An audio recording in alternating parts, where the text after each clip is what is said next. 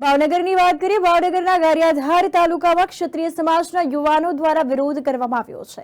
તો ભાજપના કાર્યક્રમમાં ક્ષત્રિય યુવાનોએ વિરોધ કર્યો છે। ગારિયાધારમાં ભારતીય જનતા પાર્ટીના ચૂંટણી પ્રચાર કાર્યક્રમમાં ક્ષત્રિય સમાજના યુવકોએ વિરોધ કર્યો હતો। ગારિયાધારમાં ભાજપના ચૂંટણી કાર્યાલયના ઉદ્ઘાટનનો કાર્યક્રમ હતો, જેમાં ક્ષત્રિય સમાજના યુવકોએ કાળા વાવટા ફરકાવી અને રૂપાલા હાય હાયના નારા લગાવ્યા હતા। પોલીસ દ્વારા કેટલાક યુવકોની અટકાયત કરવામાં આવી હતી। તો ભાવનગરના ગારિયાધાર તાલુકામાં ક્ષત્રિય સમાજના યુવાનો દ્વારા વિરોધ યથાવત રાખવામાં આવ્યો હતો।